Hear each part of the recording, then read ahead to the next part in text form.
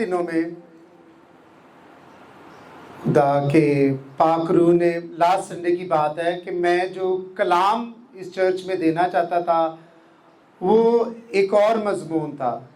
लेकिन last Sunday जब मैं मिडनाइट प्रेयर, जो मेरी रेगुलर प्रेयर है, रात को 3 बजे जब मैं दुआ कर रहा था, तो पाक रूह ने मुझे इस कलाम को देने की हिदायत दी जो मैं आज आपके सामने बयां करने को हूँ।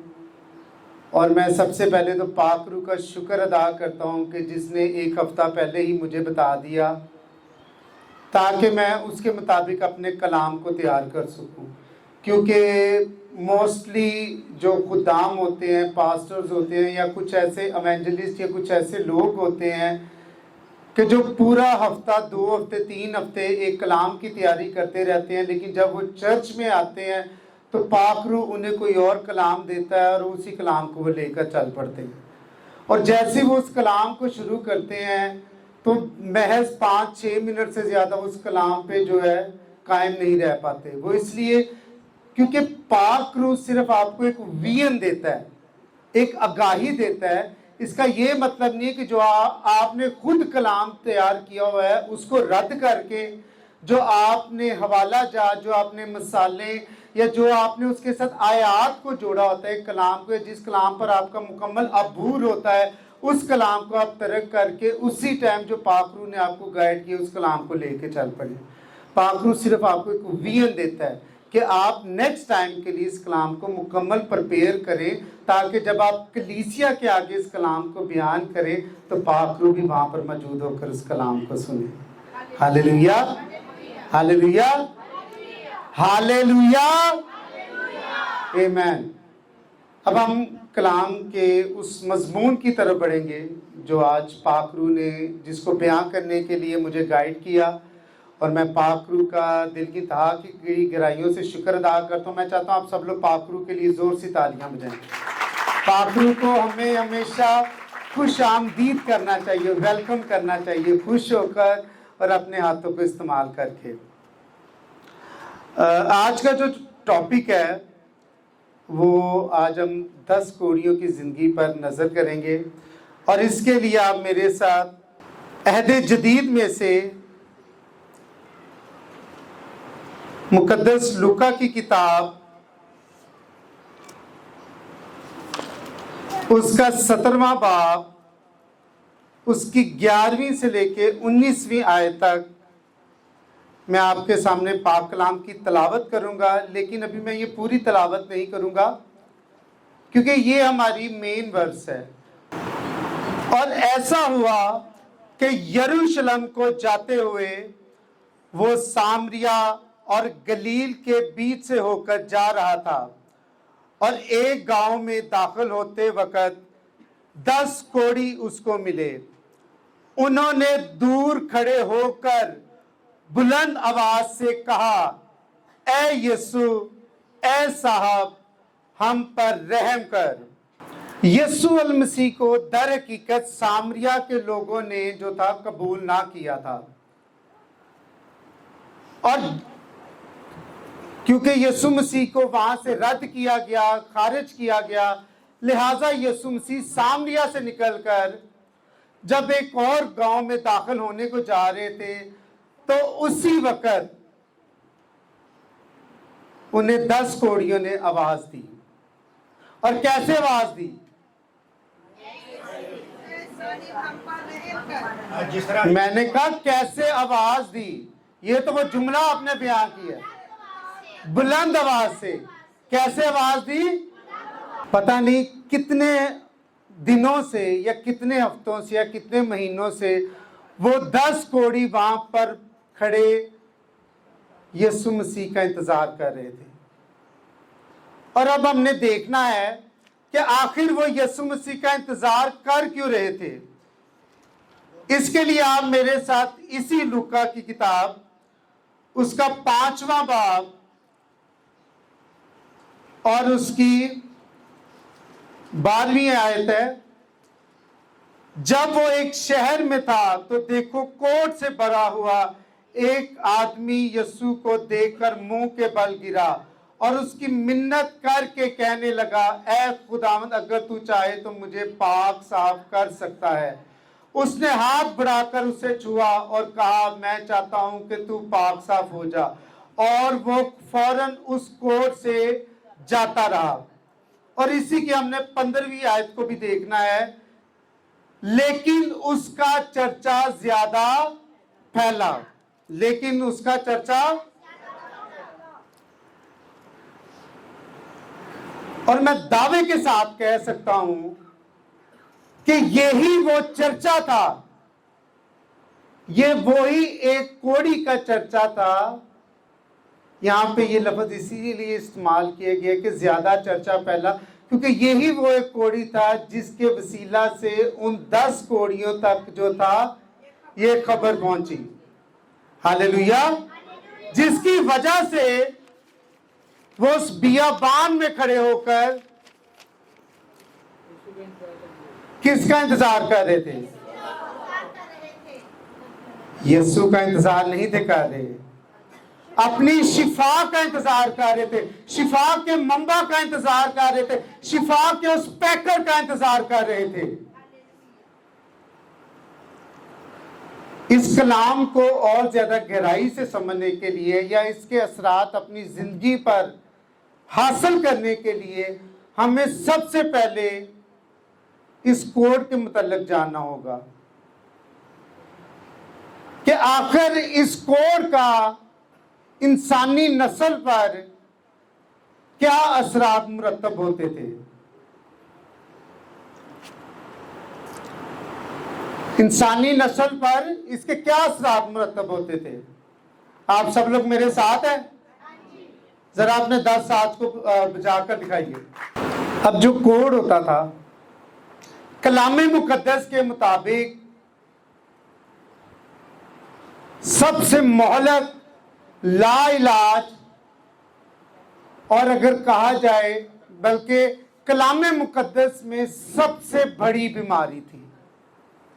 इससे बड़ी और कोई बीमारी कलामे मुकद्दस में नहीं है। यह कलामे मुकद्दस की सबसे बड़ी बीमारी थी। इसका जो सर्टिफिकेट देते थे या कोड होने की जो अलामत को या कोड होने की जो मोहर को जो लगाया जाता था, वो उस दौर के काहिन लगाते थे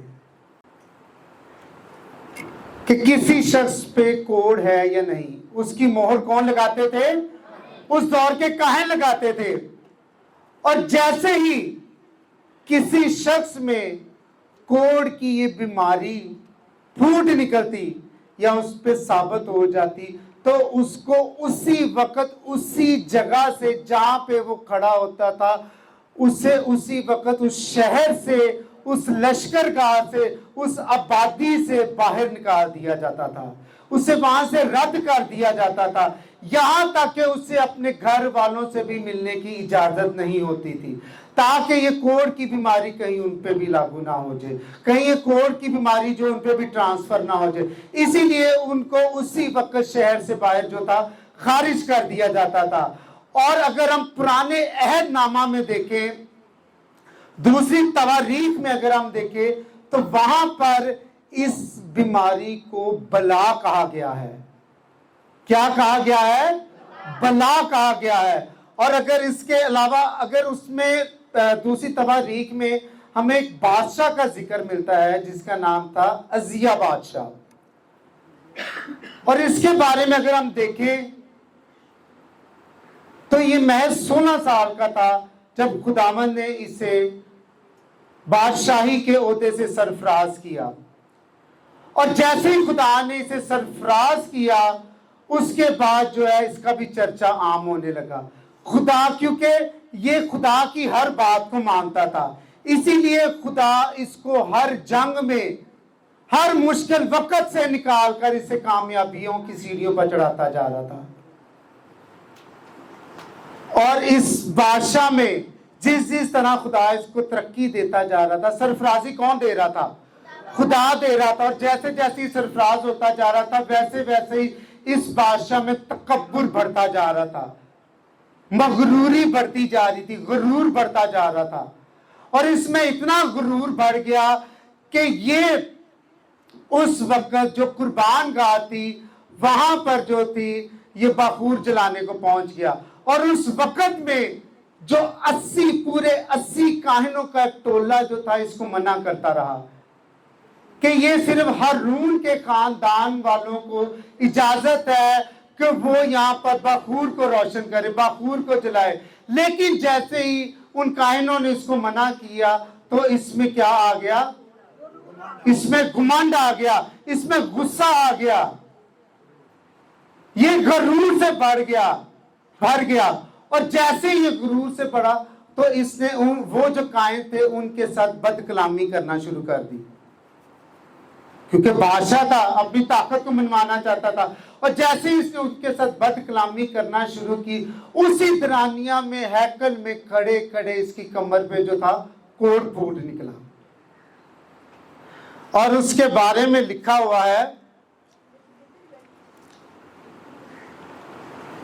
यहां पे उसके बारे में क्या मरकूम है, 20वीं आयत में लिखा है, सो उन्होंने उसे जल्द वहां से निकाला, बल्कि उसने खुद भी बाहर जाने में जल्दी की, क्योंकि खुदावंद की मार उस पर पड़ी थी। इसको खुदावंद की मार भी कहा जाता था इस कोड को। और जिस शख्स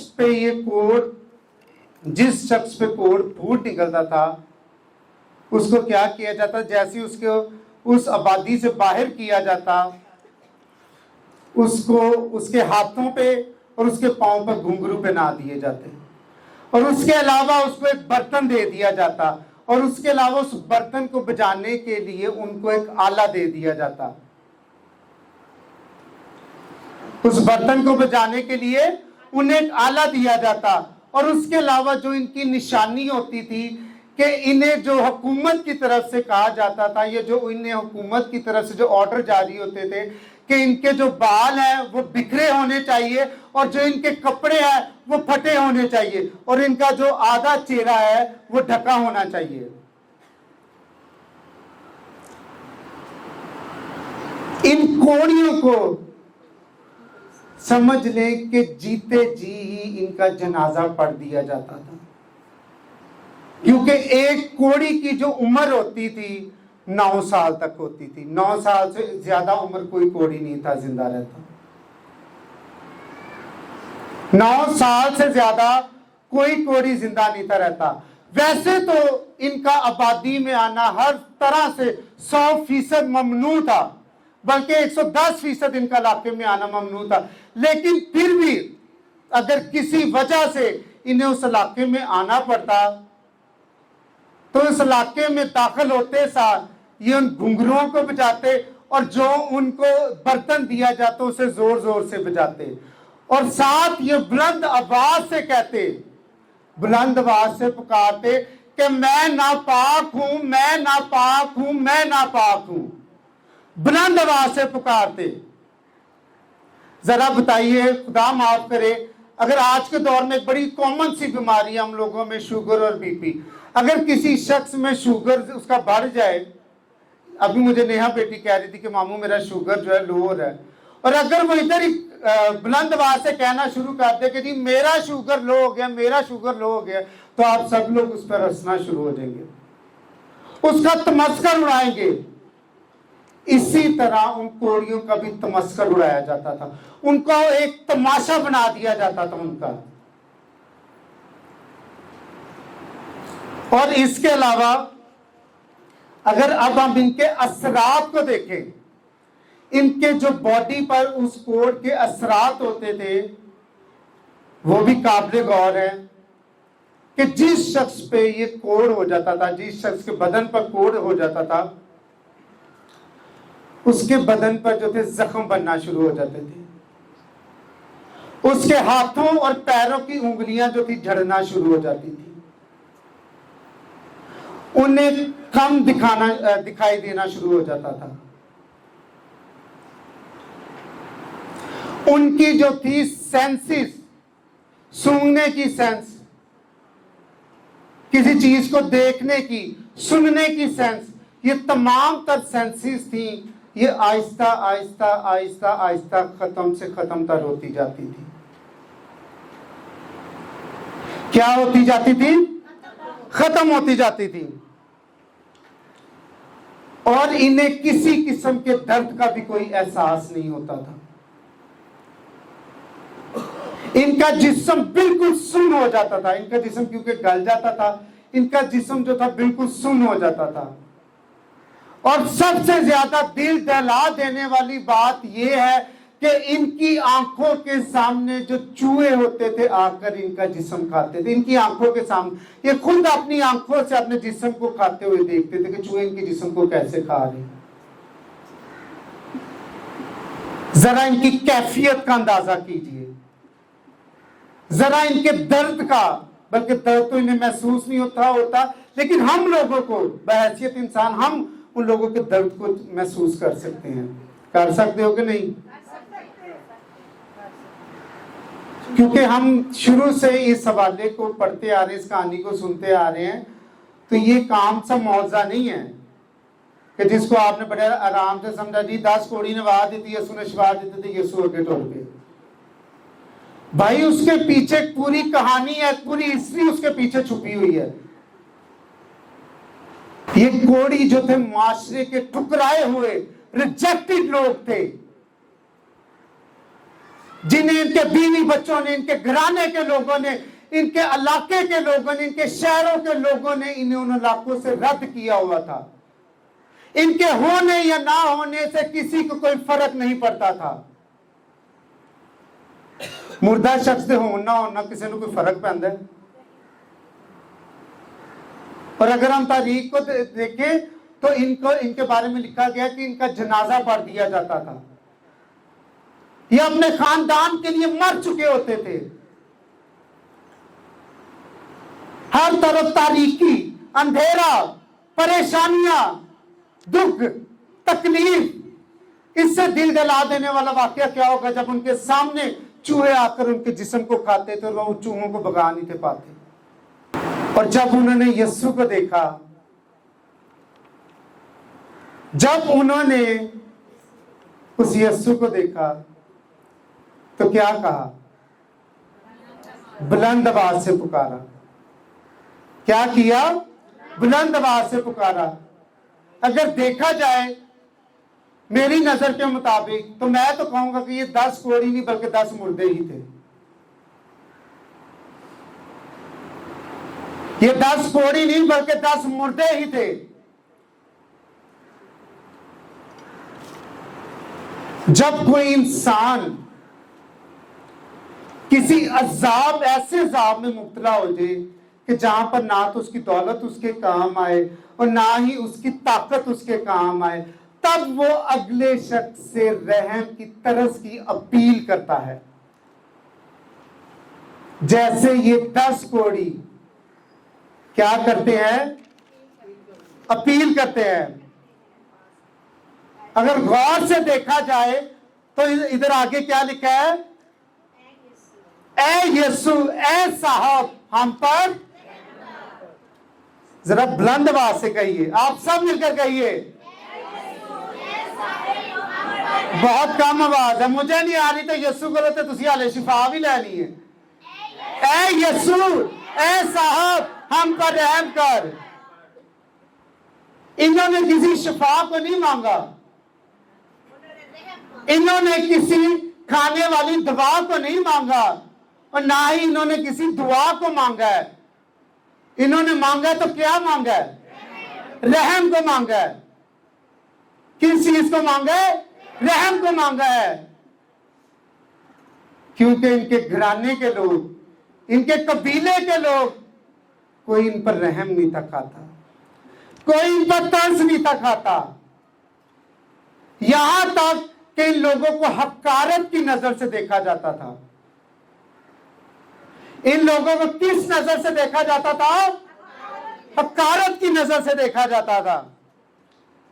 और जैसे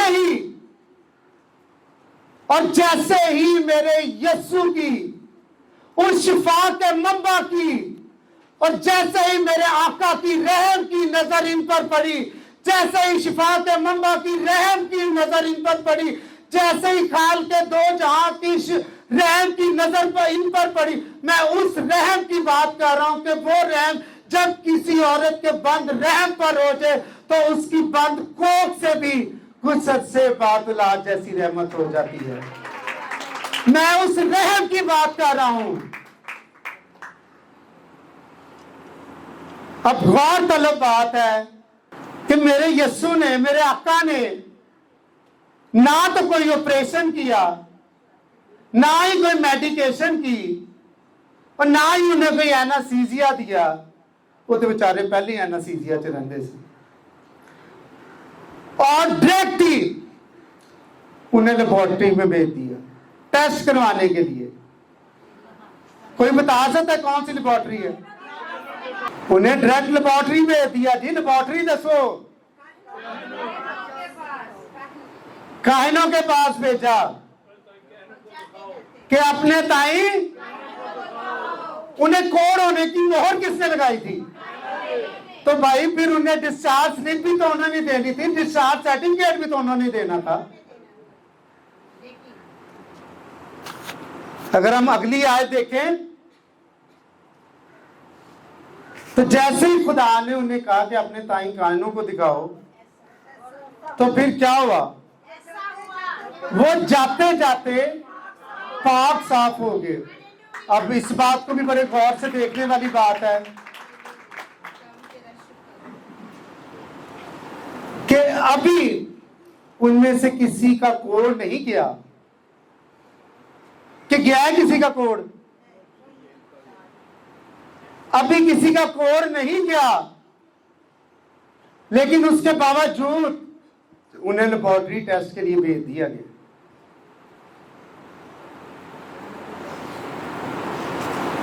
जे ओदी जगह कोई साडे च होंदा ते उन्हें उत्थे रफड़ पा के बहना सी। ओ यीशु जी की करदे पे हो? हाले तो कुछ भी नहीं होया, सानू कित्थे कायना को भेजदे पे हो? सानू कित्थे लेबोरेटरी टेस्ट ली को थोड़ा जिहा सानू भी तो पता लगे असीं ठीक हो गए हैं कि नहीं। लेकिन उनकी ईमान की पुख्तगी को देखें, क्योंकि हुक्म इलाही कहां से जारी हुआ था? हमारे यस्सु राजा की तरफ से हुक्म इलाही जारी हुआ था। उन शिफा के मंगा की तरफ से हुक्म इलाही जारी हुआ था। उन शिफा के पैकर की तरफ से हुक्म इलाही जारी हुआ था। तो लिहाजा उन्होंने अपने सफर को जारी कर दिया। होगा कि वो 10 कोड़ी जा रहे हैं, वो 10 कोड़ी जो है 10 इकट्ठे गए होंगे ना, और जाते जाते वो आपस में बातें करते जा रहे होंगे। कोई कहता हो अरे भाई देख मेरे पैरों की उंगलियां निकलना शुरू हो गई हैं। कोई कहता होगा अरे भाई देख मेरे हाथों की उंगलियां निकलना शुरू हो गई हैं। कोई कहता होगा भाई देख मेरे जिस्म के जख्म भरना शुरू हो गए हैं। कोई कहता होगा भाई देख मुझे जो है सांप दिखाई देना शुरू हो गया है। और कोई कहता होगा भाई कि देख मेरे दिल की रफ्तार, मेरे सांसों की रफ्तार जो है बहाल होना शुरू हो गई है। और तभी उनमें से किसी एक ने बुलंद आवाज से चीख कर यह कहा होगा कि भाई देख मैं सर के बालों से लेकर पांव के तलवों तक मुकम्मल तौर पर पाक और साफ हो चुका हूं। उस यस्सु राजा के लिए जोर से तालियां होनी चाहिए। हालेलुया। ये आम मौजा तानू लगदा सी? एक कोड़ आम जी बीमारी सी? आप लोगों के दिल सुन के, मेरे से बातें सुन के आप लोगों के दिल दहल गए हैं। जिनके अंदर दिल है, नरम दिल, गोश्तीन दिल की बात कर रहा हूं। जिनके दिल दहल गए हैं मैं उनकी बात कर रहा हूं। और जिनके ऊपर ये बीमारी थी उनकी क्या हालत होगी? अब उसके बाद शिफा मिल गई, क्योंकि ये तो नामुमकिन सी बात है कि अगर मेरे यस्सु का कोई हुक्म इलाही जारी हुआ हो तो बीमारी की क्या मजाल है कि वो वहां पर टिक जाए। क्योंकि उसने तो हमारी खातर एक कम 40 कोड़े जो है वो इन्हीं बीमारियों को खत्म करने के लिए खाए थे। वो जो कोड़े हैं सिर्फ हमारी 39 बीमारियां जो कलाम मुकद्दस में थी उनको खत्म करने के लिए थे। क्योंकि एक गीत हम अक्सर रोजों में गाते हैं, तेरे मार खाने से यीशु मैंने शिफा पाई है।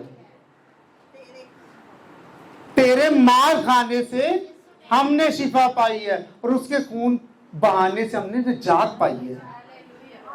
हालेलुया। और उसके बाद अगर हम कलाम में आगे बढ़े, फिर उनमें से, ये मैं 15वीं आयत बयान कर रहा हूं, फिर उनमें से एक ये देखकर कि मैं शिफा पा गया हूं, बुलंद आवाज से खुदा की तमजीद करता हुआ लौटा और मुंह के बल यीशु के पांव पर गिरकर उसका शुक्र करने लगा। वो कौन सी हो? वो सामरी था। अगर हम देखें तो जब सिर्फ एक लाइन का फर्क है, पहले जब बुलंद आवाज से पुकारा, पहले की रब की बुलंद आवाज में क्या फर्क है? पहले उस बुलंद आवाज में 10 लोगों की आवाज थी, लेकिन अब जब ये शख्स आया तो अकेला था, एक आदमी था, और उसने आते सार क्या किया? यीशु के पांव पर गिरकर क्या करने लगा? शुक्रगुजारी करने लगा। शुक्रगुजारी खुदा की करने लगा। कोरोना डेज में जब हर तरफ पूरी दुनिया में मौत के बादल मंडला रहे थे, खुदा ने सानू भी दसिया है, अगर कोड मुक गया तो कोई गल नहीं, खुदा ने हमें भी बताया है कि मैं हूं। कोरोना डेज में जब हर शख्स को दूसरे शख्स से देखकर खौफ आता, दूसरे शख्स को देखकर खौफ आता था, और हर शख्स यही समझता था कि आज मेरी जिंदगी का आखिरी दिन है। और याद है कि नौवा मंगर वो भी भूल गए थे, याद है। यहां तक कि लोग अपने ही अजीजों कारब के घर में जाने को भी उन्होंने तर्क कर दिया था, और गले मिलना तो आप छोड़ ही दे।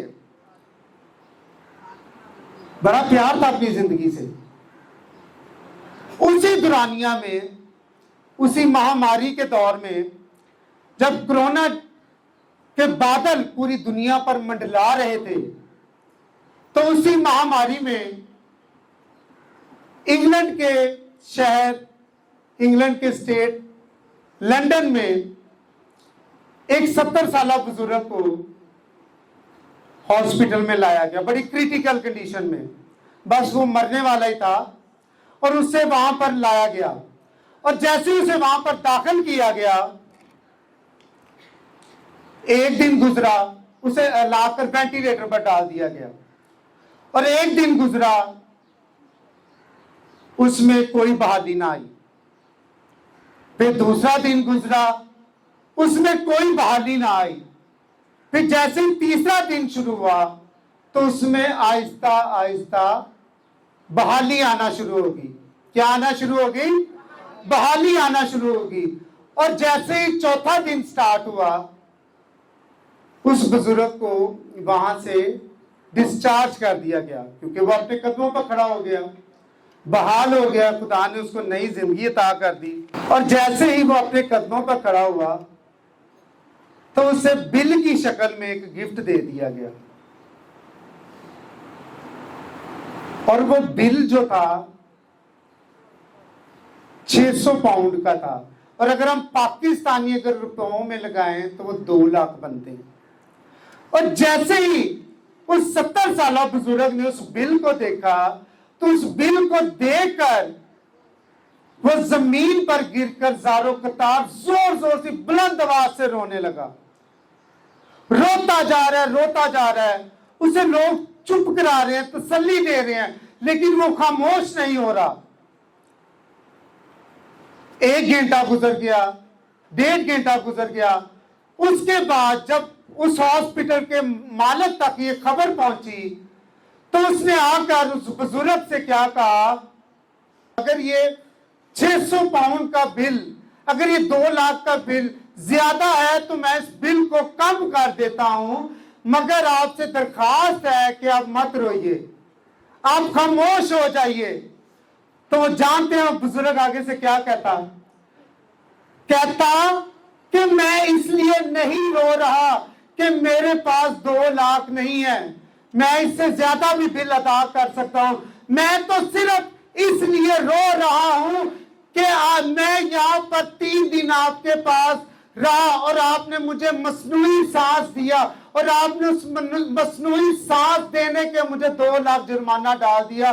तो मैं तो रोकर उस खुदा का शुक्र अदा कर रहा हूं कि जिसने मुझे आज 70 साल की उम्र तक पता नहीं कितनी सांसें अता कर दी है, कितनी सांसें अता कर दी है, और मेरा उसकी तरफ पता नहीं कितना बिल बन गया है, लेकिन आज तक कभी उसने मेरे से कुछ मुआवजा नहीं मांगा। अरे मैं तो रोकर, मैं तो जमीन पर गिरकर उसका शुक्र अदा कर रहा हूं। हालेलुया। ये होता है शुक्रगुजारी का लेवल। और उसके बाद उसने उस जगह पर अलानिया कहा कि मैं आज से हर रोज अपने खुदा का शुक्र अदा करूं। जरा लाओ अपनी उम्र के हिसाब ना अपने सामान का जरा बिल बनाओ।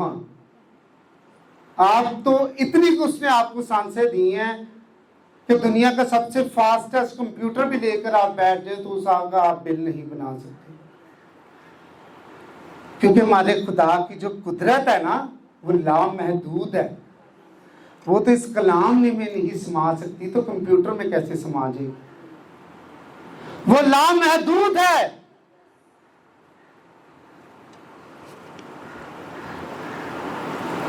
अगर वो सामरी चाहता तो वो भी जाकर अपने घर में जश्न मना सकता था, क्योंकि उसने पता नहीं कितने अरसों से कुछ खाया पिया नहीं होगा, अपने घराने के लोगों को नहीं देखा होगा, लेकिन उसने इन तमाम बातों से अफजल खुदा के कदमों में आकर गिरने को जाना। खुदा के पांव में आकर गिरने को उसने सबसे अफजल जाना। क्या पूछा? आज खुदा आप लोगों से भी पूछता है, कलीसिया के एक फर्ज से पूछता है, आपसे पूछता है आपका बेटा कहाँ है, आपसे पूछता है आपकी बेटी कहाँ है, आपसे पूछता है आपकी बहन कहाँ है, आपसे पूछता है आपकी मां कहाँ है। क्या उन्हें शिफा नहीं मिल रही? क्या उन्हें मैं रोज की रोटी नहीं दे रहा? क्या मैं उन्हें उनके बच्चों की फीसें नहीं दे रहा? क्या मैं उनको उनके तन को ढांपने के लिए अच्छे से अच्छे कपड़े फराहम नहीं कर रहा? तो फिर वो कहां है? खुदा आज भी पूछ रहा है, अपनी कलीसियाओं से पूछता है कि वो कहां है। ये नहीं कि अपनी कलीसिया से पूछता है, बल्कि अपने खुदाम से भी पूछता है, अपने पास्टरों से भी पूछता है, उनसे भी पूछता है कि हाँ जी पास्टर साहब तुसी भी दसो, और जिस बंदे के लिए तू रो रो के दुआएं करता था, जिस बंदे के लिए तू रोजे रखता था, जिस बंदे के लिए तू मेरे से बार बार कलाम करता था, मेरे आगे सजदों में पड़ता था, मेरे आगे आहो नाला करता था, मैंने तेरी खातर उन 10 कोड़ियों की मानत उनकी उम्रों को बढ़ा दिया। तू मुझे बताओ वो कहां है? आज पूछता है खुदा, आपके पास्टरों से भी पूछता है। तो जिस दिन किसी ताड़े पास्टर ਨੂੰ ਪੁੱਛ लिया तो उन्हें सीधा कहना है कि यीशु बाप मैं की करा, हर इतवार चर्च तक झूठा वादा करके नहीं आते, मैं की करा। जिस दिन उन्होंने मुझे पूछ लिया तो मैं भी कहूंगा खुदा वो इसलिए इस घर में नहीं आते कि जो तूने शिफा दी है कहीं उसकी कोई शुक्रगुजारी ना देनी पड़ जाए। इस जज से लोग खुदा के घर में नहीं आते।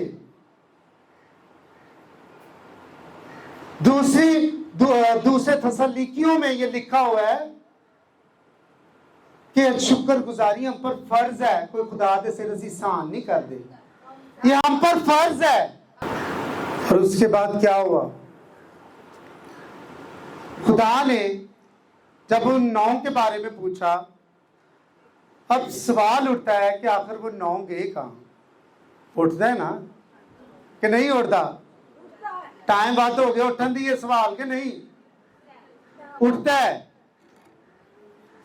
दर हकीकत ये 9 कोड़ी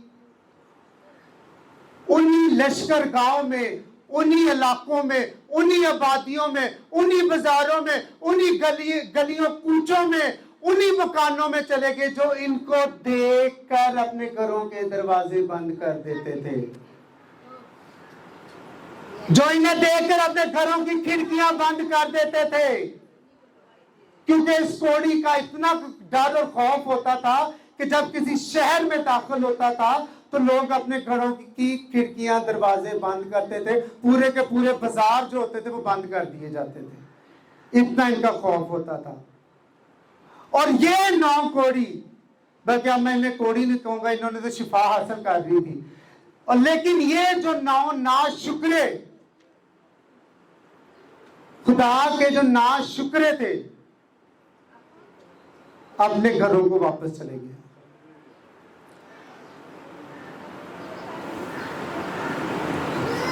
अपने घरों में वापस चले गए। इन्हें तब इस बात का एहसास ना हुआ कि जब उनके बेटों को, उनके भाइयों को, उनके मर्दों को उनके घरों से खारिज किया गया, जब उन पर कोई रहम की नजर नहीं करता था, तब हमारे आका ने उस पर रहम की नजर की, और जैसे ही इन्होंने शिफा को हासिल कर दिया, इन्होंने सबसे पहले उसी को रद्द कर दिया।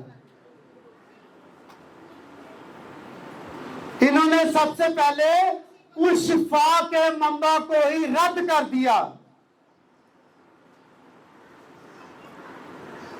ये अंकल मैनुअल, हमारे पास चाचू मैनुअल बैठे हैं, ये जब घर में आए तो पास्टर साहब ने कहा कि अब 2-3 दिन के बाद शुक्रगुजारी कर देना, लेकिन इन्होंने फिर भी खुदा की शुक्रगुजारी पहले ही कर डाली, क्योंकि उनका दिल खुदा की शुक्रगुजारी से भरा हुआ था।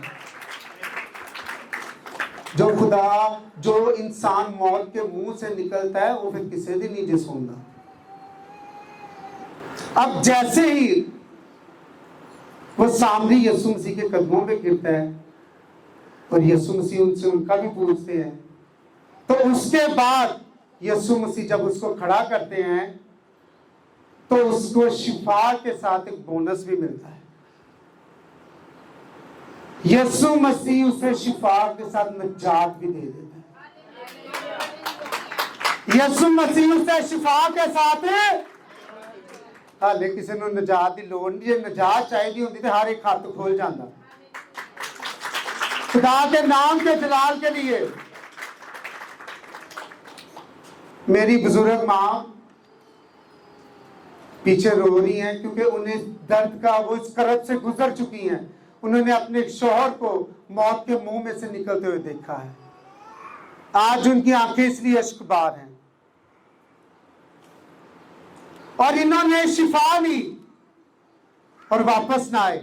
अगर वापस आते तो नजात भी हासिल करते। अब जिस शख्स की जिंदगी में खाली शिफा हो, क्योंकि इन्हें अपने मुर्दा जिस्मों से प्यार था, इसीलिए शिफा लेकर चले गए। आज बहुत से लोग चर्चिज में सिर्फ शिफा लेने आते हैं। जो लोगों को निजात चाहिए होती है उनका तो लेवल ही अलग होता है, क्योंकि जब वो निजात लेने के लिए आते हैं तब वो अपना आप मार के आते हैं। हालेलुया। क्योंकि जब उन्हें निजात लेनी होती है तो वो अपना मार के आते हैं। और शिफा तो यीशु मसीह ने सामने भी दे दी थी। और 9 वो कौन थे? वो यहूदी थे। वो 9 जो थे वो यहूदी थे। अब हम देखते हैं कि जो एक शिफा याफ्ता शख्स होता है और एक जो नजात याफ्ता शख्स होता है, शिफा तो मिल गई, कोड़ी तंदुरुस्त भी हो गए, 9 अपने कार में चले गए कि यीशु मसीह को आ गया थैंक्स गिविंग करने। यूरोपियन स्टेट्स में हर साल थैंक्स गिविंग प्रेयर की जाती, शुक्रगुजारी की इबादत। और अब हम देखते हैं माजर कि जब किसी शख्स को निजात, जो शख्स निजात याफ्ता होता है, इंडिया का एक शहर था उड़ीसा, वहां पर ये मैं आपको एक हकीकी वाकया बताने जा रहा हूं। ये YouTube पर भी ये वाकया मौजूद है। वहां पर एक ग्राहम स्टेन नामी एक शख्स ने अपने नाम से ही एक कोड़ियों के लिए अस्पताल को बनाया। क्या बनाया? अस्पताल को बनाया। और ये खुद जो शख्स था ये एक ऑस्ट्रेलियन मिशनरी था, और उसके अलावा ये एक मुबश्शिर भी था, तबलीग का भी काम करता था, खुदा के नाम का चर्चा आम भी करता था। हालेलुया।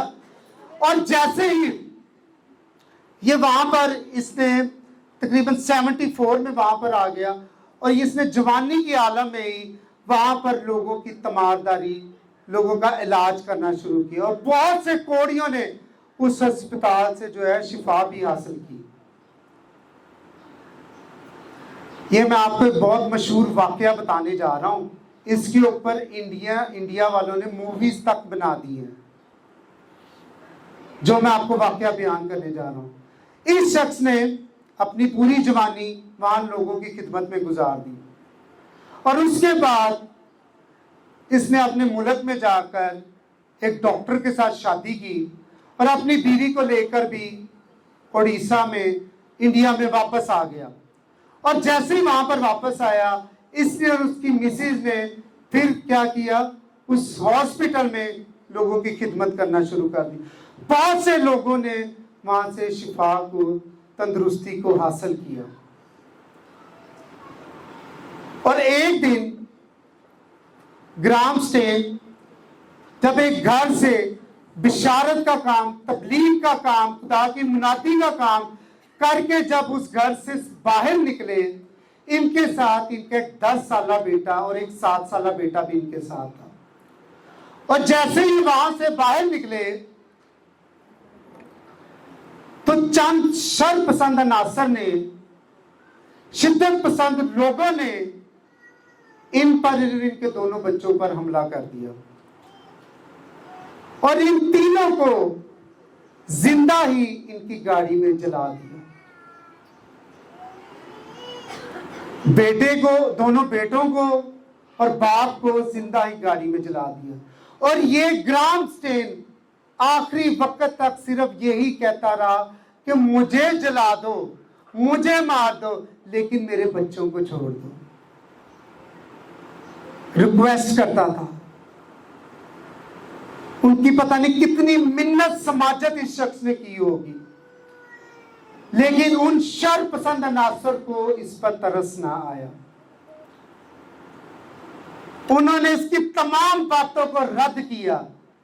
जैसे इन कोड़ियों ने यीशु मसीह को रद्द किया, इन्होंने भी उन तमाम बातों को रद्द किया और इन तीनों को जिंदा जला दिया। खैर, वहां की हुकूमत जो है, यहां तक कि जो उस वक्त का प्रेसिडेंट था इंडिया का, उसने खुद इस पर एक्शन लिया। और जितने लोग भी, जितने शर पसंद अनासर इस दिल को दहला देने वाकये में मुलव्वस थे, उन सबको गिरफ्तार कर लिया। और जैसे ही उनको गिरफ्तार किया तो उसकी बीवी को वहां पर बुलाया गया और उससे कहा गया कि बता इनके साथ क्या सलूक किया जाए। यहां तक उसको कहा गया कि अगर तू इनको जलाना चाहती है तो तू इनको जला सकती है। और जानते हैं उस बेटी के, उस बहन के, उस बीवी के, उस मां के क्या अल्फाज थे? जरा ताडे भी कोई दसे, तुसी होंदे ताडे की अल्फाज होने से एवं नाल ही छड़ दी है ना कि माफ कर दो। ये सियाने की कहते ने, राह पिया जाने तो वाह पिया जाने। सियाने आप, इस हमारे चर्च के मेंबर, आपको पता है कि कहाँ जाके बात खत्म होगी, इसलिए पहले क्या माफ कर दें। अते ताड़े किसी बच्चे को कोई हथ ला दे तो वेखने। और जैसे ही उस बहन को बुलाया गया तो उसने कहा कि मैं एक निजात याफ्ता हूं, मैं चाहती हूं कि इन पर रहम किया जाए। जिस तरह हमारे यीशु ने हम पर रहम किया है, हम पर तरस किया है। मैं चाहती हूँ इन पर भी रहम और तरस किया जाए, और जिस तरह हमारे यीशु ने हमको माफ किया है, मैं चाहती हूँ इनको भी माफ कर दिया जाए।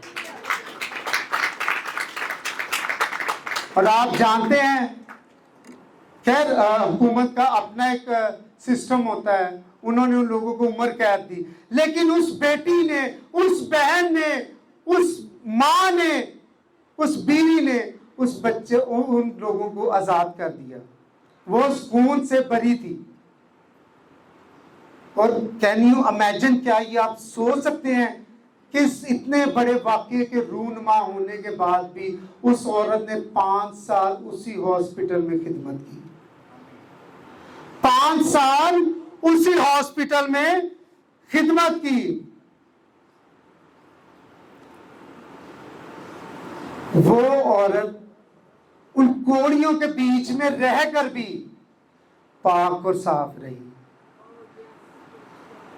उन कोड़ियों के दरमियान भी इतने साल रहकर पाक और साफ रही।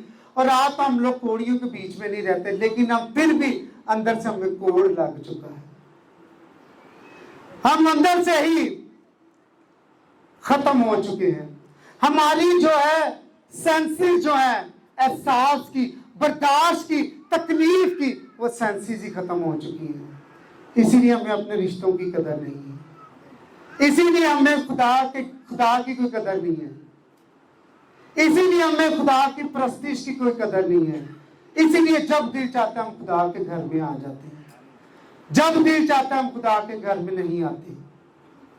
अपनी मर्जी से हम कलाम को चलाना चाहते हैं, वो कलाम की मर्जी से भी एक दिन चल के देख लें।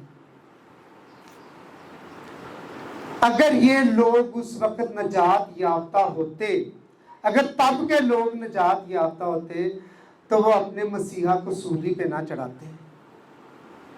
और अगर आज के लोग ही नजात याफ्ता होते, तो किसी मसीहा को गाड़ी में ना जलाते।